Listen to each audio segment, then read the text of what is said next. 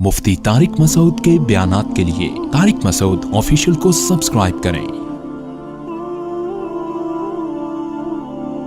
Tariq Masood official.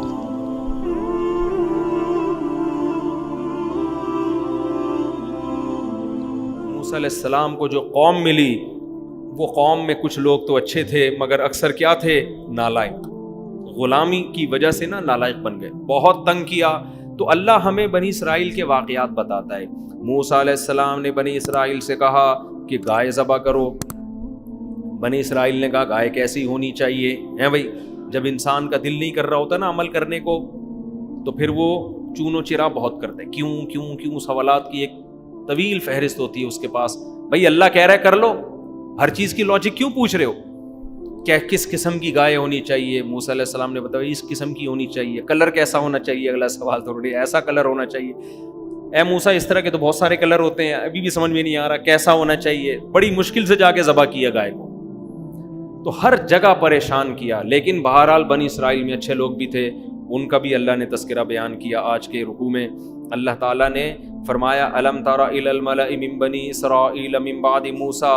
मूसा अलैहिस्सलाम के बाद ना बनी इसराइल में कई अरसे के बाद जाके बनी इसराइल में एक पैगंबर पैदा हुए। उन पैगंबर ने हुक्म दिया अपनी कौम को कि फ़लाँ कौम ने तुम पे जुल्म किया है, तुम्हें तुम्हारे घरों से निकाला है। कई वाक़या है ये जिसकी हमें पूरी डिटेल नहीं मिलती। तो अब तुम उस कौम से लड़ो। अब क्या करो? लड़ाई करो, जिहाद करो और अपना इलाका अपने कब्जे में वापस लो। नहीं, पैगंबर ने खुद नहीं कहा, उस कौम ने कहा पैगंबर से कि देखें हमें हमारे फला मुल्क से निकाला गया, हमारे अपने बिछड़ गए हमसे, इस कौम ने हम पे जुल्म किया है। आप अल्लाह से परमिशन लें कि अल्लाह हमें इस कौम से लड़ने की इजाज़त दे। जिहाद करना चाहते हैं हम, ताकि इस कौम से लड़ें और ये इलाके हमारे कब्जे में आ जाए। वहाँ भी कोई वजीफ़ों का तज़किरा नहीं मिलता कि बनी इसराइल ने पैगंबर से कहा हो कि हमें इस कौम ने जुल्म करके चूंकि वापस निकाल दिया है। अल्लाह से पूछें कोई ऐसा वजीफ़ा पता चल जाए कि ये कौम ये शहर छोड़ के निकल जाए और हम दोबारा इस शहर में आके आबाद हो जाए। बनी इसराइल में इतनी सेंस थी कि इस कौम से लड़ाई और फड्डे के बगैर हम ये इलाका वापस बोलो नहीं ले सकते। समझते हो ना, असबाब इख्तियार करने पड़ेंगे। तो नबी ने अपनी कौम से ये कहा कि देखो तुम्हारे माजी के हालात ऐसे हैं जिससे पता चलता है कि अगर मैंने अल्लाह से जिहाद की इजाज़त ले ली और अल्लाह ने ऑर्डर दे दिया तो तुम लड़ोगे नहीं। फिर तुम बातें फेंकने में क्या हो, बोलो मास्टर हो। तो इसलिए चुप करके आराम से तमीज से हंसी खुशी जिंदगी गुजारो, क्योंकि हुक्म आ गया ना, ऑर्डर, फिर फर्ज ऐन हो जाएगा। अभी तो जुल्म करके तुम्हें वहां से निकाल दिया, दुनिया में नुकसान हुआ है। अगर अल्लाह ने हुक्म दिया लड़ो, फिर नहीं लड़े तो किसका अजाब आएगा? अल्लाह का। तो चुप करके बैठे रहो, क्योंकि मुझे उम्मीद नहीं है कि तुम लड़ोगे, तुम्हारे अंदर वो गट्स नहीं है। आज भी ऐसा है, बाज लोग बड़े दावे करते हैं लेकिन पता होता है कि ये फेंकने के आदी हैं, जब पड़ेगी ना नहीं करेंगे। ये गद्दों पे बैठने वाला थोड़ी लड़ सकता है। बहुत से लोग जिहाद की बातें कर रहे हैं गद्दे पे बैठ के ना, एयर कंडीशन रूम है, गद्दा लगा हुआ है पोल्ट्री फोम के, उस पर उछल भी रहे हैं और चाय पी रहे हैं और कह रहे हैं यार जिहाद क्यों फर्ज नहीं होता यार, जिहाद होना चाहिए। जिहाद इस तरह के लोग जिहाद वो करते हैं जो पहाड़ों में रहते हैं। आर्मी में जब ट्रेनिंग दी जाती है तो आप जाके देखो ना, दुनिया की हर आर्मी में, हमारी आर्मी में भी, मेरे दोस्त जो फौज में हैं, ऑफिसर्स हैं जो इन्फेंट्री में हैं, कभी मैं फोन करता हूँ ना कहाँ है, कह रहे हैं जी सिब्बी में बैठा हुआ हूँ मैं। कभी गिलगित के पहाड़ों पे होते हैं, कभी बर्फ में होते हैं, कभी कहाँ होते हैं। मुझे बड़ा एक जज्बा मिलता है कि यार कुछ भी हो, हमारे फौजी अल्हम्दुलिल्लाह मुल्क की हिफाजत तो कर रहे हैं ना, अपनी जिम्मेदारी से गाफिल नहीं है। पाकिस्तान नेवी हमारा जाना हुआ, हम जब जहाज में गए उल्टियाँ लग जाती हैं इंसान। नेवी में जितने फौजी हैं, जितने भर्ती होके आते हैं, सब उल्टियाँ बर्दाश्त करते हैं। जब भी आप जहाज में जाओगे ना, पानी के जहाज में, ये जो जहाज होते हैं ना जो पब्लिक को घुमाने के लिए होते हैं, ये बड़े वीआईपी किस्म के, ऐसे ये बड़े पोले पोले जहाज होते हैं, इनमें कुछ नहीं होता। जो जंगी जहाज होते हैं उनकी लाइफ बहुत टफ होती है। تو نیوی میں جا کے دیکھو آپ, سمندر میں ایسے سر چکراتا ہے, ایسے الٹیاں. میں نے وہاں پھر فوجیوں سے انٹرویو لیے, ان میں آفیسرز بھی ہیں, کمیشن آفیسرز بھی ہیں. کہتے ہیں زیادہ الٹیاں لگتی ہیں تو پھر خشکی پہ لے جاتے ہیں, پھر واپس لے آتے ہیں. پھر الٹیاں لگتی ہیں, الٹیوں کی گولیاں کھاتے ہیں. پھر جب مرنے لگتا ہے بندہ تو کہاں بھیج دیتے ہیں؟ خشکی پہ. اسی میں زندگی گزرتی ہے, اسی میں زندگی. تو میں نے آ کے حدیثیں دیکھی, کیا نبی صلی اللہ علیہ وسلم نے سمندر کے جہاد کی کوئی فضیلت بیان کی ہے؟ کیا زبردست. حالانکہ ہمارے نبی نے کبھی سمندر پہ لڑائی نہیں لڑی, آپ کے دور میں کبھی نوبت نہیں آئی, مگر پیغمبر کا ویژن دیکھو. آپ کو پتا تھا کہ سمندر پہ لڑے بغیر میری امت دنیا میں اسلام غالب نہیں کر سکتی, میری امت کو سمندر میں لڑنا پڑے گا. اس لیے آپ صلی اللہ علیہ وسلم نے فرمایا, مجاہد کے بارے میں صحیح حدیث ہے کہ جو اللہ کی راہ میں سمندر میں لڑتا ہے اس کا سر چکراتا ہے, اللہ نے اس کے لیے دگنا اجر رکھا ہے. خشکی کے جہاد سے سمندر کا جہاد زیادہ افضل ہے, اور اس میں سر چکرانے کی الگ سے فضیلت ہے. اس سے گناہ جھڑتے ہیں, معاف ہوتے ہیں گناہ. کیونکہ سر جب چکراتا اور الٹیاں آتی ہیں نا تو بولنے میں اتنا نہیں ہوتا, جب آتی ہیں تو پتہ چلتا ہے انسان کی کنڈیشن کیا ہوتی ہے. تو اللہ تعالیٰ نے بنی اسرائیل کے جو تھے نا, ان پیغمبر نے کہا کہ تم باتیں کر رہے ہو لڑیں گے, لیکن تمہارے کام لڑنا بھڑنا بولو ہے نہیں. بیٹھو, میں اپنے الفاظ میں بیان کر رہا ہوں, آرام سے یہاں ہنسی خوشی زندگی گزارو, شادیوں کو فوکس کرو فی الحال, پیداوار بڑھاؤ. لیکن وہ قوم کہنے لگی, ما لنا لا نقاتل فی سبیل اللہ وقد اخرجنا من دیارنا وابنائنا, ہم سے ہمارے بیٹے چھین لیے گئے, گرفتار ہو گئے, قید ہو گئے, ہمیں ہمارے گھروں سے نکال دیا گیا. بھلا جہاد فرض ہوگا تو ہم کیوں نہیں لڑیں گے؟ لڑیں گے, آپ اللہ اس کے آرڈر تو لے کر آئے.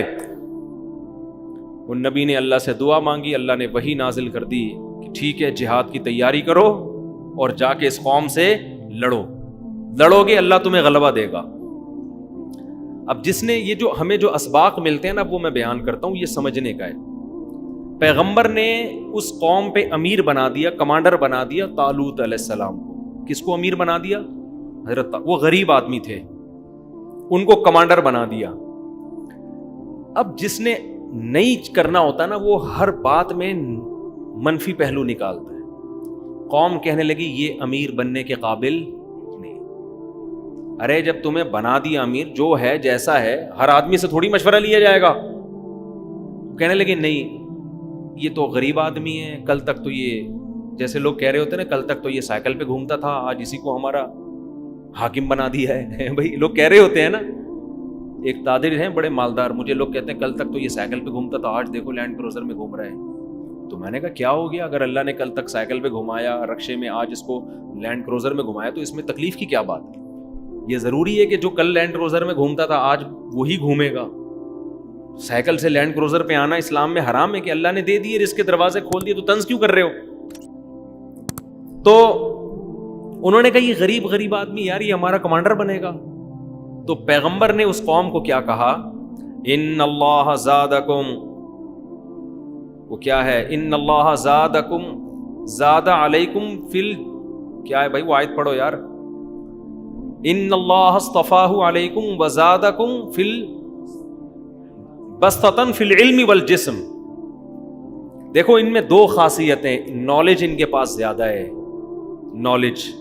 نالج سے مراد یہاں جنگ کی نالج. یہاں بھی دیکھو اسباب اختیار کیے جا رہے ہیں. یہ نہیں کہ یہ چونکہ اللہ والے بزرگ ہیں ان کو اٹھا کے کمانڈر بنا دو. آج کل یہ ہو رہا ہے, لوگ دیکھ رہے ہیں نیک آدمی کون ہے, اس کو بنا دو. نیک ہونا الگ چیز ہے, تجربے کار ہونا الگ چیز ہے. کتنی خاندانی بات کی. آج ہم نے ایک مہمان بلائے تھے نا, بڑی زبردست. میں اکثر بیانات میں یہ بات کہتا رہتا ہوں کہ رسول اللہ صلی اللہ علیہ وسلم نے حضرت خالد بن ولید کو کمانڈر بنایا, حضرت ابو ہریرہ کو کمانڈر نہیں بنایا. حضرت ابو ہریرہ کو حدیثیں یاد کرنے پر لگایا, خالد بن ولید کو حدیثیں جمع کرنے پر بولو نہیں لگایا. جس کے اندر جو صلاحیت ہے اس سے وہ کام لیا جا رہا ہے. حضرت بلال کو مؤذن بنایا, آواز اونچی ہے, آواز اچھی ہے, ان کو جنگ میں کمانڈر نہیں بنایا جا رہا. تو ایبلٹی دیکھی جاتی ہے. آج ہماری تباہی کا ایک بہت بڑا ذریعہ یہ بھی ہے کہ فقہا نے تو یہاں تک لکھا ہے کہ جنگ میں دو آدمی ہیں. ایک آدمی وہ ہے جو فاسق و فاجر ہے, گنہگار آدمی ہے, نیک نہیں ہے, جنگ لڑنے کا تجربہ ہے, فائٹ اچھی جانتا ہے. مسلمانوں کا کمانڈر اس فاسق و فاجر کو بنایا جائے گا. دوسرا نیک ہے, پرہیزگار ہے, اللہ اللہ کرتا ہے, تہجد گزار, روزے دار, مگر جنگی تجربہ اس کے پاس بولو نہیں ہے. اس کو کمانڈر نہیں بنا, وہ مروا دے گا. ٹھیک ہے, وہ کیا کرے گا؟ وہ اتنا نرم دل ہے اللہ اللہ کرنے کی وجہ سے کہ جب اس کو آپ نے کمانڈر بنایا اور دشمن نے آ کے للکارا تو اس کی کانپیں ٹانگنے لگیں. یا وہ بیچارہ انسپائر ہو گیا ان سے. میں نے بعض نیک لوگ ایسے دیکھے ہیں, ان سے مکھی نہیں ماری جاتی, اتنے نرم دل ہوتے ہیں, ان کے اندر ہی کوالٹی ہے, نرم دل ہے. اب وہ ان سے تلواریں, ایک صاحب ایسے بھی تھے ہمارے محلے میں, بہت نیک تھے, قربانی میں ان سے بکرا ذبح نہیں ہوتا تھا, ان کو رونا آنا لگتا تھا, یار میں کیسے کاٹوں یار. لیکن ان میں تھوڑی عقل تھی, انہوں نے کہا یار اللہ کا حکم ہے, اس کو پورا کرو اپنے دل کو. وہ ان سے بکرا نہیں کٹتا تھا, تھے بہت نیک, انتقال ہو گیا, اللہ مغفرت فرمائے. قربانی میں بکرا نہیں کٹتا ان سے نا, رونا آتا تھا ان کو. وہ نہیں کہہ رہے بھائی میرے سے نہیں یہ منظر دیکھا جاتا. نیک تھے, درس قرآن بھی دیتے تھے, اتنے نیک تھے. اب آپ بتاؤ ایسے نیک کو جب آپ کمانڈر بنا دو جس سے بکرا نہیں کٹ رہا, وہ دشمن کی گردن کہاں سے کاٹے گا؟ وہ تو بندوق چلانے سے پہلے وہ سامنے والا کہے گا میرے چھوٹے چھوٹے بچے ہیں, کہے گا یار اس کے تو چھوٹے چھوٹے بچے ہیں. یہ نہیں دیکھ رہا کہ یہ سارے کیا کمارے چھڑے چھاٹ ہیں جو ہمارے ساتھ لڑنے کے لیے آئے ہوئے ہیں, یہ بھی تو کسی کے بچے ہیں. تو جنگ کے اصول الگ ہوتے ہیں. تو خیر نبی نے کیا کہا کہ دیکھو یہ جو طالوت ہے نا, اللہ نے ان کو نالج دی ہے, جنگ لڑنے کا تجربہ, جنگی امور. نقشے بھی محمد بن قاسم کے بارے میں تاریخ کی کتابوں میں ہے کہ سندھ کا نقشہ ایک دفعہ اس نے دیکھا ہے ایسے, اور اس نقشے کو دماغ میں انسٹال کیا اور کہاں پہنچا؟ دیبل کے راستے سندھ پہنچائے. کیونکہ اتنے لمبے لمبے صحرا اور سمندر عبور کرنا آسان کام نہیں تھا. اس کے لیے کھوپڑی, پہلے گوگل میپ تھوڑی تھا, آپ کے دماغ کو گوگل میپ والا کام کرنا چاہیے تھا. خیر ان پیغمبر نے کیا کہا؟ زادکم بسطۃ فی العلم والجسم. اللہ نے ان کو جسامت بھی دی ہے, پرسنالٹی بھی دی ہے, اور نالج بھی. پیسہ سب کچھ نہیں ہوتا. بہرحال جب گھنٹوں قوم کا بٹھا کے سمجھایا ہے تو قوم نے مان لیا کہ جی ہمارے امیر ہیں. اب کیا ہوا؟ تو جو طالوت علیہ السلام تھے انہوں نے جب فوج کو لے کے چلے ہیں تو چونکہ مجاہدین کی تعداد بہت تھوڑی تھی اور دشمن کی تعداد بہت زیادہ, تو اب اسباب کی دنیا میں فتح ہونے کا امکان نہیں تھا. ایسے موقع پہ لڑنا جائز نہیں ہے, لیکن اللہ نے چونکہ مدد کا وعدہ کیا تھا وحی کے ذریعے, تو لڑنا کیا ہو گیا تھا؟ فرض ہو گیا تھا. جب اللہ نے وعدہ کر لیا, جب اللہ اگر ایک کو بھی لاکھوں سے لڑوا دے تو جب اللہ حکم دے تو پھر تھوڑی دیکھا جائے گا کہ اسباب ہیں یا نہیں. نارملی شریعت نے حکم دیا ہے کہ اگر آپ کے پاس لڑنے کی طاقت نہیں ہے تو آپ لڑائی کا پنگا بولو نہ لیں. یہ جہاد نہیں ہے کہ ہے کچھ بھی نہیں اور پھٹ جاؤ, یہ کر دو وہ کر دو. یہ ہمیں نبی کی سیرت سے نہیں پتہ چلتا. تو پھر کیا ہوا ہے کہ جب وہ تو اب اسباب کی دنیا میں کمزور تھے, تو اب اللہ نے ان کو حکم دیا, حضرت طالوت کو کہا کہ میں آپ کی قوم کو آزماؤں گا, ان کو شدید پیاس لگے گی, جب اسباب نہیں ہے تو تقوی کی بیس پہ لڑیں گے نا اب تو اب میں ان کے تقوی کا امتحان لوں گا. شدید پیاس لگے گی لیکن دریا سے پانی پینے کی کسی کو اجازت نہیں سوائے ایک آدھ چلو کے. اگر پانی پی لیا تو اللہ ان سے ناراض ہو جائے گا, پھر ان کو فتح نہیں ملے گی. یہ اللہ کی طرف سے آزمائش تھی. قرآن کیا کہتا ہے؟ فَشَرِبُوا مِنْهُ إِلَّا قَلِيلًا مِنْهُمْ. زیادہ تر نے پیا, تھوڑے سے لوگ تھے جنہوں نے نہیں پیا. ان میں حضرت داؤد علیہ السلام بھی تھے جن کو ابھی تک نبوت نہیں ملی تھی, ان کو ابھی نبوت ملی نہیں تھی. زیادہ تر نے پی لیا, تھوڑے سے لوگوں نے نہیں پیا. تو اب اللہ کی مدد تو ہٹ گئی نا, لیکن ان تھوڑوں سو کے ساتھ اللہ کی مدد. مقابلہ کے لیے فوجیں سامنے آ کے کھڑی ہوئی ہیں, اتنی بڑی فوجیں, اور ان کا کمانڈر تھا, اس کا نام تھا جالوت. ادھر مسلمانوں کا کمانڈر کا نام تھا طالوت, ان کے کمانڈر کا نام تھا جالوت. تو جنہوں نے پانی پیا تھا نا, انہوں نے اتنا بڑا لشکر دیکھ کے اپنے کمانڈر سے کہا لا طاقت لنا اليوم بجالوت وجنودی, جالوت اور اس کے لشکر سے لڑنے کی ہم میں طاقت نہیں ہو سکتا بھائی, ہمتیں پست. آپ کو پتہ ہے کسی فوج کی ہمت لڑائی سے پہلے پست ہو جائے, وہ پاورفل ہونے کے باوجود بھی فتح نہیں. ہمارے حضرت نے یہاں لکھا ہے کہ دیکھو اس سے پتہ چلتا ہے کہ جو اللہ کی راہ میں لڑنے والے لوگ ہیں نا, ان کے لیے گناہ کرنا بہت خطرناک ہے. گناہ کرنے سے ہمتیں کیا ہو جائیں گی؟ پست. گناہ کرنے سے پھر لڑائی کی موٹیویشن نہیں ملتی آپ کو. پھر یا تو آپ کے پاس پاور اتنی ہو کہ آپ کو پتہ ہے یہ تھوڑے سے لوگ ہیں, اڑا دوں گا میں ان کو. برابر کبھی مقابلہ ہوگا نا, اگر مسلمان گناہ کر رہا ہے, آپ کی فوج میں مجاہدین میں گناہ کرنے والے لوگ ہیں, آپ کی ہمتیں پست ہو جائیں گی. یہی ہوا اس قوم کے ساتھ, ان کی ہمتیں کیا ہو گئیں؟ پست. جنہوں نے پانی پیا تھا. جنہوں نے نہیں پیا تھا ان کی ہمتیں پست نہیں ہوئی. وہ اپنی قوم کو سمجھا رہے ہیں کم من فئۃ قلیلۃ. دیکھو بہت دفعہ ہسٹری اٹھا کے دیکھو ایسا ہوا ہے, بہت تھوڑی اور کمزور جماعتوں نے بڑی بڑی طاقتور جماعتوں کو اللہ کے حکم سے شکست دی ہے. جب ہم اللہ کے حکم پہ آئے ہیں تو اللہ ہمیں رسوا نہیں کرے گا, اللہ ہمیں فتح دے گا. تو قرآن کہتا ہے پھر جب لڑائی شروع ہوئی ہے نا, تو اتنا بڑا یہ تو بھاگ گئے پتلی گلی سے. یہ جنہوں نے پانی پیا تھا نا, ان کی ہمتیں پست, اور یہ پتلی گلی سے نکل گئے. اب جو تھوڑے سے لوگ بچے ہیں ان کی آزمائش ڈبل ہو گئی کہ نہیں ہو گئی؟ تو اور آزمائش ہے بھائی. آپ کے اپنے لوگ بھاگ گئے, ان کو تو اللہ نے کیا سزا دی ہوگی اس کا قرآن میں تذکرہ نہیں ہے. حدیث قرآن میں تو یہ پتا چلتا ہے کہ جو میدان جنگ سے بھاگتا ہے تو بہت بڑا عذاب ہے اس کے لیے قیامت کے دن. اس پر اللہ کا غضب ہے, اس پر اللہ کی لعنت ہے, کیونکہ وہ خود نہیں بھاگ رہا, وہ دوسروں کا جذبہ بھی خراب کر رہا ہے. وہ اتنا بڑا جرم ہے میدان جنگ سے بھاگنا. جو اکبر الکبائر ہے نا, اکبر الکبائر, ان اکبر الکبائر میں علماء نے میدان جنگ سے بھاگنے کو لکھا ہے کہ اگر آپ میدان جنگ میں اپنے ساتھیوں کو اکیلا چھوڑ کے بھاگ جاتے ہیں, ڈٹنا ہے آپ نے, وہاں پہ رہنا ہے. تو وہ تھوڑے سے لوگ تھے, ان میں حضرت داؤد بھی تھے جن کو نبوت نہیں ملی تھی. تو قرآن کہتا ہے کہ جب لڑائی شروع ہوئی ہے تو یہ تھوڑے سے مجاہدین نے اللہ سے دعا مانگی. کیا دعا مانگی؟ وہ دعا پڑھتے ہوئے بڑا مزہ آتا ہے. ربنا افرغ علینا صبرا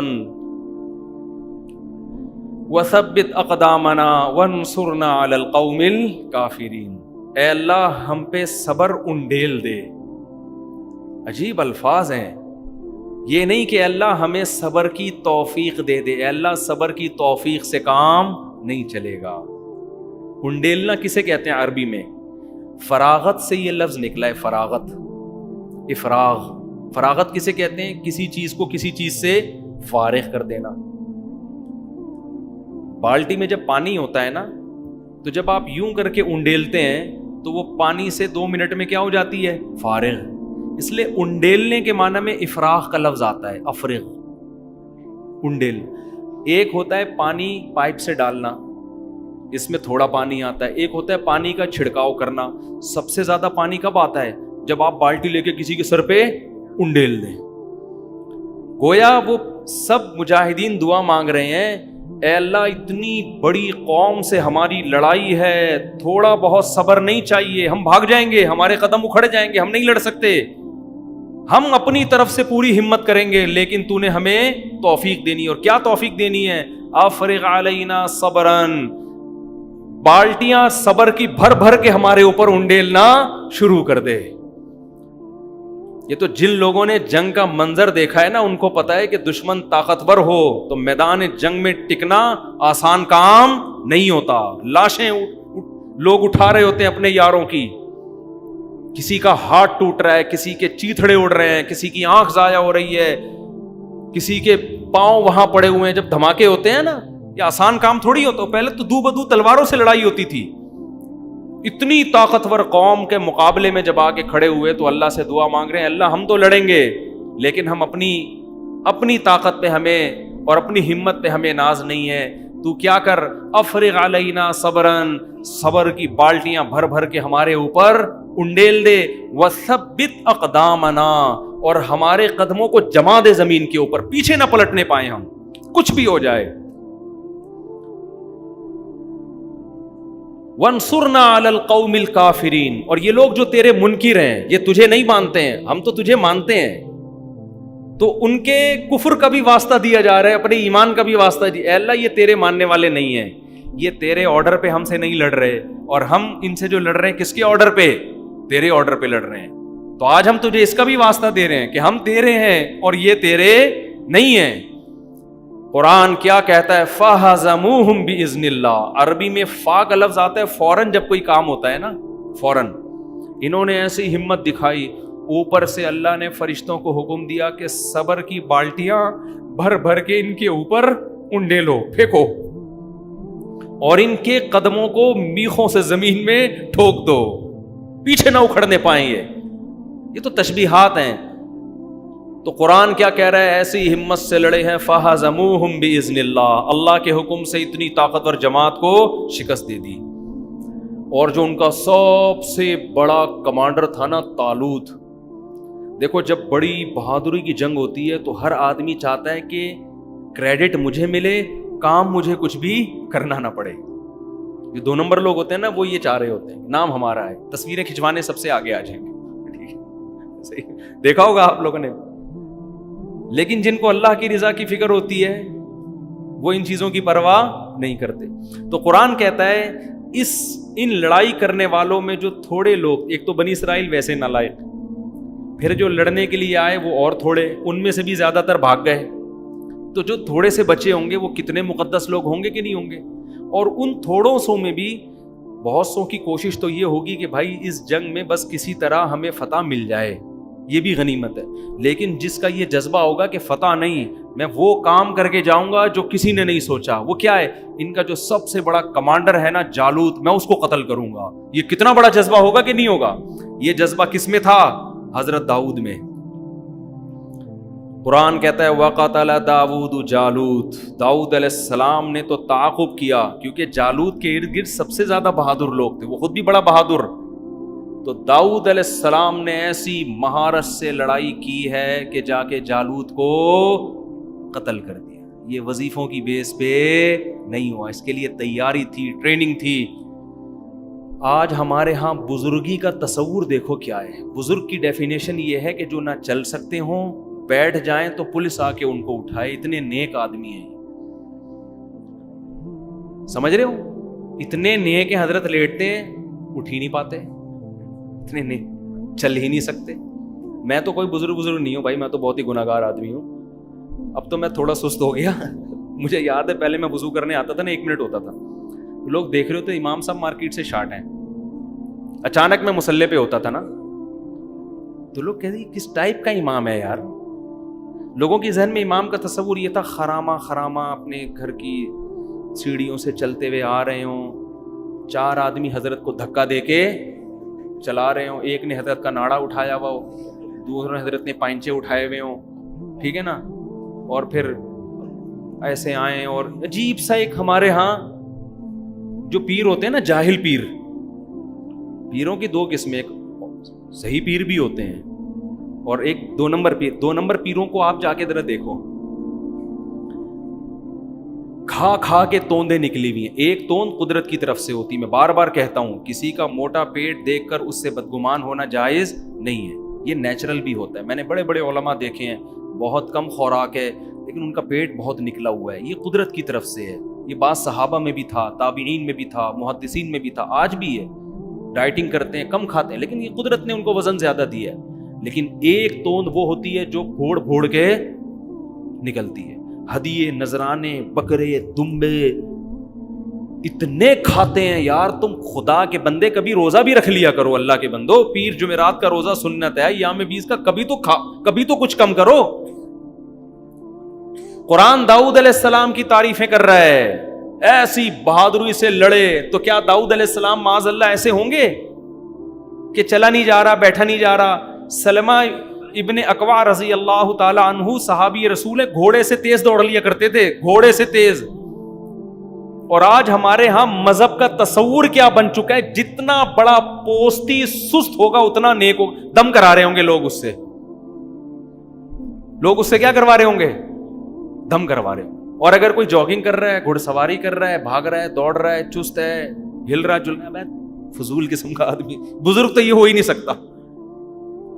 تو یہ اسلام کا کیا کانسیپٹ ہم نے دماغ میں بٹھا لیا ہے. اسلام تو آپ کو فجر کے لیے کیوں اٹھا رہا ہے؟ سلانے کے لیے تھوڑی اٹھا رہا ہے. او بھائی یہ ٹائم ہے اٹھنے کا. کامیاب قومیں صبح کے وقت اٹھا کرتی ہیں، ناکام قومیں 12 بجے سو کے اٹھتی ہیں. خیر کہاں سے کہاں بات چلی گئی. میں تو جب یہ آیتیں پڑھتا ہوں نا، میں سوچتا ہوں یار کیا داؤد علیہ السلام کی ٹریننگ کیا ہوگی ہے وہی، کیا تلوار چلانا اور گھڑ سواری جانتے ہوں گے. اور داؤد علیہ السلام کی یہ خوبی ہے کہ قرآن نے جتنا عبادت کا تذکرہ داؤد علیہ السلام کا جس اہتمام سے کیا ہے، میری معلومات کے مطابق کسی دوسری شخصیت کا ایسا تذکرہ نہیں کیا. اس سے پتہ چلتا ہے کہ داؤد علیہ السلام جتنے بڑے کمانڈر تھے اتنے ہی زیادہ عبادت گزار بھی تھے. عبادت بھی ویسے ہی تھی ان کی. آج اگر کوئی لڑائی کے میدان میں آگے ہوتا ہے تو وہ لبرل بن جاتا ہے، وہ مذہب سے بالکل دور، وہ نماز روزے سے غافل ہو جاتا ہے. تو قرآن کہتا ہے وَقَتَلَ دَاوُودُ جَالُوتَ، داؤد علیہ السلام نے کس کو قتل کیا؟ جالوت. اللہ نے خوش ہو کے آتاہ اللہ العلم والحکمہ، علم بھی دے دیا، حکمت اور نبوت بھی دے دی، پیغمبر بنا دیا اللہ نے. اور اب حکم دیا آئندہ کمانڈر کون ہوگا؟ آپ ہوں گے. اب بنی اسرائیل کی قیادت کس کے پاس آئے گی؟ یہ الیکشن سے سلیکشن نہیں ہوئی. اگر بنی اسرائیل میں جمہوریت ہوتی کسی مکھنچو کو اپنا کمانڈر بنا دیتے. یہ جمہوریت جو آج کل مارکیٹ میں چل رہی ہے نا صحیح ہے نا، وہ یہی چل رہی ہے. جو جھوٹ بولتا، سب سے زیادہ نعرے لگاتا، وہی سب سے آگے آتا. تو اللہ کی طرف سے سلیکشن تھی. داؤد علیہ السلام کو کمانڈر بنا دیا، خلیفہ بنا دیا گیا. اور داؤد علیہ السلام کو حکم دیا گیا کہ اب یہ قوم فتح ہو گئی ہے، اب آپ نے دین کا جھنڈا پوری دنیا میں نافذ کرنا ہے، اب آپ جہاد کریں گے. تو داؤد علیہ السلام لڑتے رہے، پوری زندگی لڑائیوں میں گزری. کمال کی بات ہے داؤد علیہ السلام کی پوری زندگی 3 چیزوں میں گزری ہے. شادیاں بھی دبا کے کی ہیں، بہت کثرت سے شادیاں کی. کیوں؟ نسل کثرت سے پیدا ہو. کیونکہ جنگوں میں جب اتنے لوگ شہید ہوں گے، یہ اگر آپ کی گروتھ ریشو بڑھے گا نہیں تو آپ کی قوم سمٹ کے کیا ہو جائے گی؟ ختم.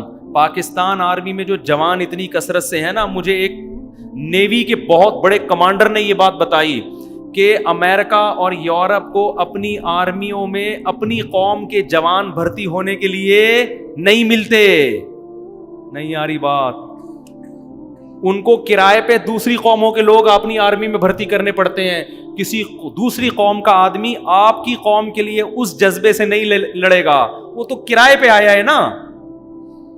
امریکہ اور ان قوموں میں اتنے لوگ نہیں ہیں. جبکہ انہوں نے کہا ہمارے پاکستان میں کیا ہے، لائن لگی ہوئی ہوتی ہے سلیکشن کے لیے. ہر آدمی کہتا ہے مجھے بھرتی کرو، دوسرا کہتا ہے مجھے بھرتی. یہ کیوں ہے؟ گروتھ ریشو زیادہ ہے. اگر یہ 2 بچوں پہ آ گئے نا ہم، تو یہ فیسلٹی ہماری کیا ہو جائے گی؟ ختم. عسکری لحاظ سے کمزور پڑ جائیں گے. تو داؤد علیہ السلام نے کثرت سے، اس زمانے میں 4 سے بھی زیادہ شادیوں کی اجازت تھی. خواتین سے معذرت کے ساتھ اوپر بیان سن رہی ہیں، بولیں گے پھر آ گیا. اب کیا کریں، داؤد علیہ السلام نے کی تھی تو میرا کیا قصور ہے اس میں؟ داؤد علیہ السلام نے بہت کثرت سے شادیاں کی، بہت کثرت سے. تمام آسمانی کتابوں میں اس کا تذکرہ ملتا ہے. 3 کام کثرت سے. ایک لڑائی. پھر اللہ نے خوش ہو کے نا آپ کے ہاتھ میں لوہے کو نرم کر دیا کہ اب آپ لوہا جدھر چاہیں گے مڑ جائے گا. آپ زرہیں بنائیں. قرآن کہتے ہیں وقدر فی السرد، جنگی ٹوپیاں بنائیں. داؤد علیہ السلام خود اپنے ہاتھ سے جنگی ٹوپیاں بناتے تھے اور جنگی لوہے کے لباس بناتے تھے، تلوار اس پہ اثر نہ کرے. اسباب اختیار کر رہے ہیں. اور پھر قرآن ان کی عبادت کا تذکرہ کرتا ہے. یا جبال اوبی معہ والطیر، اے پہاڑوں، داؤد جب اللہ کی تسبیح کریں، لا الہ الا اللہ پڑھیں، تو اے پہاڑوں تم بھی داؤد کے ساتھ اس تسبیح میں شریک ہو جاؤ. اور قرآن داؤد علیہ السلام کے بارے میں ایک اور بات کہہ رہا ہے، فصل الخطاب، بہترین بات کرنے کا، تقریر کرنے کا ملکہ عطا کیا. جب تقریر کرتے, بیان کرتے, خطابت کے جوہر دکھاتے, لوگوں پر ایک جادو جو ہے نا, وہ ایسے لوگ مبہوت ہو جایا کرتے تھے. ہمارے بہت سے لیڈر ہیں, بولتے ہیں, آدمی کہتا ہے تو بولنا کیا چاہ رہا ہے, تیرے منہ سے نکل کے آ رہا ہے, بولنا ہی نہیں آتا ہمارے اکثر لیڈروں کو. لیڈر میں ایک بہت بڑی کوالٹی کیا ہوتی ہے, اس کو بولو آنا چاہیے, بولنا ہی نہیں آ رہا ہوتا ہے. آدمی کہتا ہے یار یہ ہمیں سمجھا رہا ہے, اس کو خود سمجھ میں نہیں آ رہا ہے یہ بول کیا رہا ہے, ادھر ادھر کی پھینک رہے ہیں, ادھر کی پھینک رہے ہیں, وہ چور ہے, وہ فلانا ہے, وہ یوں ہے. خیر ابھی ہمیں اپنے لیڈروں کا وہ مقصد ہمارا وہ نہیں ہے, ہم تو داؤد علیہ السلام کی تعریفیں کر رہے ہیں. قرآن کہہ رہے ہیں فصل الخطاب, اسپیکنگ پاور عطا کی ہم نے کس کو, داؤد کو. کمانڈر میں یہ ضروری ہے کہ جب وہ تقریر کرے تو لوگوں کے دل لرز جائیں, لوگوں کو موٹیویشن ملے. داؤد علیہ السلام تقریر کرتے, آواز اتنی خوبصورت اللہ نے داؤد علیہ السلام کو عطا فرمائی کہ جب وہ زبور کی تلاوت کیا کرتے تھے, وَالطَّيْرَ مَحْشُورَةً, اللہ فرماتے ہیں پرندے ان کی آواز کے گرد آ کے اکٹھے ہو جایا کرتے تھے. اتنی خوبصورت آواز میں تلاوت کرتے کہ پرندے اکٹھے ہو کے سنتے, پہاڑ ان کے ساتھ لا الہ الا اللہ کی صدائیں بلند کرتے. اور حدیث میں آتا ہے بہترین روزہ داؤد علیہ السلام کا روزہ ہے. پوری زندگی داؤد علیہ السلام نے کیسے گزاری, ایک دن روزہ اور ایک دن ناغا. ایک دن روزہ, ایک کنٹینیو کیوں نہیں رکھے, صحت خراب ہو جائے گی, آگے لڑنا بھی ہے, سمجھ رہے ہیں. ایک دن روزہ ایک دن ناغا, ایک دن پوری زندگی حضرت داؤد علیہ السلام کا یہ معمول تھا. رات کو 3 حصوں میں تقسیم کیا ہوا داؤد علیہ السلام نے. حدیث میں آتے یہ بات روایات میں ہے کہ داؤد علیہ السلام نے رات کے 3 حصے, ایک حصہ خود عبادت کرتے, سو جاتے, گھر والوں کو جگاتے, بچوں کو جگاتے, اس طرح سے 3 حصے. پورا گھر رات کو کس میں مشغول ہوتا تھا, عبادت. تو یہ وہ لوگ تھے بھائی جنہوں نے دنیا میں بڑے بڑے کارنامے سر انجام دیے. قرآن کہتا ہے داؤد علیہ السلام کو ہم نے بیٹا دیا سلیمان, صحیح ہے نا, اور ہم نے کہا آپ کے دنیا سے جانے کے بعد آپ کے مشن کو کون سنبھالے گا, بولو سلیمان. پھر وہ ان کے اللہ نے واقعات بیان کیے, ان کو ان سے بھی زیادہ کمالات عطا کی اللہ تعالیٰ نے, اور کمال معذرت کے ساتھ شادیاں انہوں نے بھی بہت کی ہیں. یہ میں اس لیے کہہ رہا ہوں کہ زیادہ شادیاں کرنا یہ انسان کے 2 نمبر ہونے کی, عیش پرست ہونے کی علامت نہیں ہے, یہ پیغمبروں کی سنتیں ہیں. یہ تو اسلام نے 4 کی پابندی لگا دی ہے, 4 سے زیادہ الاؤ نہیں ہے. اسلام سے پہلے جتنے بھی مذاہب دنیا میں تھے آسمانی, ان میں 4 سے بھی زیادہ کی اجازت تھی. تو سلیمان علیہ السلام کی 100 بیویوں کا ذکر صحیح ہے بخاری میں ہے, سمجھتے ہو آپ نا. فری ہونے کی, میرے پاس ہمارے ایک شاگرد تھے بہت باریک سے نا, میں ان سے مذاق بہت کرتا تھا. بس یہ آخری بات کر کے بیان ختم کرتا ہوں. بہت دبلے پتلے نا, تو میں طلبہ کو ویسی 4 شادیوں کی باتیں شروع کر دیتا تھا. میں وہ بڑے شوق میں نا جوش میں آ جاتے نا, ایسے کر کے یوں کر کے نا سنتے. میرا ان سے مذاق تھا, ناراض نہیں ہوتے تھے. میں ان سے کہتا بھائی دیکھو آپ برائے مہربانی آپ اس تقریر سے متاثر ہونے کی کوشش نہ کریں. میرے کیوں استاد جی؟ میں نے کہا یار دیکھو سمجھا کرو بات. میں نے کہا گلوکوز کی بوتلوں کا پہلے سے انتظام کرنا. وہ بھی ہنستے تھے, برا نہیں مانتے تھے. تو میں ان سے کہتا تھا آپ ایک دم جوش میں نہیں آؤ. تو بعض لوگ 100 شادیوں کو سن کے ایک دم جوش, بھائی آج کل صحتیں اتنی نہیں ہے, اور ویسے بھی اجازت بھی نہیں ہے. تو اپنی صحت کو دیکھ کے جذبہ, ہم تو بیان کریں گے 4 شادیوں پر, لیکن آپ نے اپنی صحت کے بارے میں آپ خود جانتے ہو. ایسا نہ ہو میرا بیان سن کے آپ کر لیں اور اس کے بعد کہیں یار یہ ایک عذاب میں مفتی صاحب نے ایک مصیبت میں ڈال دی ہے. مجھ سے لوگ پوچھ رہے ہوتے ہیں آ کے, جب دوسری شادی کا مشورہ دیتا ہوں نا میں. ایک دن ایک صاحب آئے, میں نے ان کو سمجھایا, کہہ رہے میں بیوہ سے کر رہا ہوں, یہ وہ نا پوری بات ہو گئی. پوچھنا چاہ رہے تھے, ان کے منہ سے نکل نہیں رہا تھا. پھر مجھے کہتے ہیں یار وہ ایک بات آپ سے کرنی ہے ذرا اکیلے میں. میں نے کہا آ جائیں بھائی, چھاؤں میں آ جائیں. کہہ رہے ہیں وہ خوراک ذرا بتا دیں گے. میں نے کہا بھائی یہ روٹی کھاتے ہیں, اور تو ہمیں کوئی خوراک معلوم. صبح پراٹھا کھا لیتے ہیں انڈے کے ساتھ, دوپہر کو روٹی, یہی ہے. اور تو یہ حکیموں سے رابطہ کرو. تو کہاں سے کہاں بات چلی گئی میرے بھائی. تو داؤد علیہ السلام کی پھر اللہ نے خلافت قائم کی. آج یہودی ڈیوڈ نام رکھتے ہیں نا داؤد علیہ السلام پر, ازبکستان ہمارا جانا ہوا. یہودی کہتے ہیں کہ وہاں داؤد علیہ السلام کی قبر ہے, مجھے نہیں پتا ہے یا نہیں ہے, لیکن یہودی بہت جاتے ہیں آج بھی وہاں. تو ہمیں بھی بتایا گیا قبر ہے, ہم تو نہیں گئے وہاں پہ, ہم نے کہا پتہ نہیں ہے بھی کہ نہیں ہے. تو لیکن یہ کہ یہودی کہتے ہیں, ازبکستان ہے نا رشیا کی آزاد ریاست, تو میرا سفر ہوا ہے وہاں پہ, اور تو وہ کہتے ہیں کہ داؤد علیہ السلام کی وہاں قبر ہے. یہودی بہت جمع ہوتے ہیں وہاں پہ, واللہ عالم ہے یا نہیں, اللہ ہی بہتر جانے. یقینی طور پر تو اللہ نے صرف نبی صلی اللہ علیہ وسلم کی قبر کو محفوظ کیا ہوا ہے. تو یہ واقعات ہیں بھائی, جس بہت سارے اور بھی مضامین تھے, پھر کل بیان کریں گے انشاءاللہ اس کو. ان واقعات سے ہمیں سبق کیا ملتا ہے کہ دیکھو ہمیں بھی ان لوگوں کی زندگی سے سبق حاصل کرنا چاہیے. سب سے پہلی اس میں جہاد کی اہمیت پتہ چلتی ہے, تو ہمیں اپنی فوج کو موٹیویٹ کرنا چاہیے. فوج کی اس طرح سے برائی کرنا کہ فوجیوں کا جذبہ ہی ختم ہونا شروع ہو جائے, یہ طریقہ کبھی بھی ٹھیک.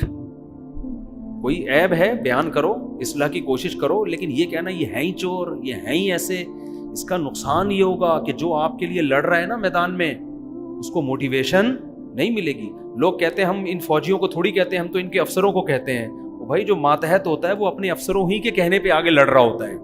تو کبھی بھی اپنے ملک کے دفاع پہ سمجھوتا مت کرو. میں نہیں کہہ رہا یہ دودھ کے دھلے ہوئے لوگ ہیں, میں نہیں کہہ رہا, لیکن ایک مخالفت اعتدال سے, اتنا آگے مت بڑھو کہ افورڈ نہ کر سکو. سمجھ رہے ہو؟ تو جہاد کی اہمیت بھی اس سے پتہ چلتی ہے.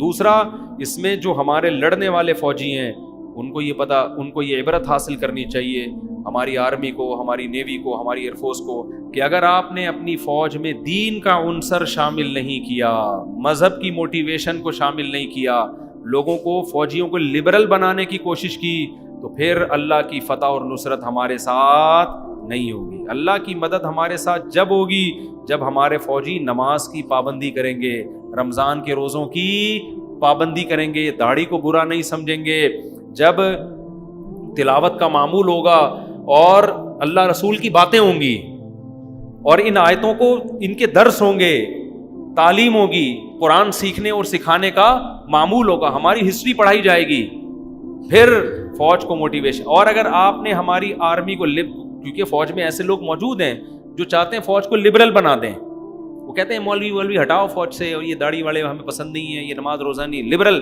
تو میرے بھائی جس دن آپ نے اپنی فوج کو لبرل بنا دیا تو پھر اللہ کی مدد ہٹ جائے گی, شہادت کا جذبہ ختم ہو جائے گا. یہ بھی ہمیں ان آیتوں سے سبق ملتا ہے, اور شادیوں کا سبق بھی وہ تو ملتا ہی رہتا ہے, ٹھیک ہے نا, اس کو بھی میں زیادہ ہائی لائٹ نہیں کروں گا. اور عبادت کا بھی ملتا ہے کہ کیسے داؤد علیہ السلام کی عبادت ہے. یہ جب داؤد علیہ السلام کا اصل ٹاپک آئے گا نا, وہاں اور تفصیل سے انشاءاللہ ہم بیان کریں گے. اللہ تعالی ہمیں سمجھنے کی, عمل کرنے کی توفیق عطا فرمائے. وما علینا الا البلاغ.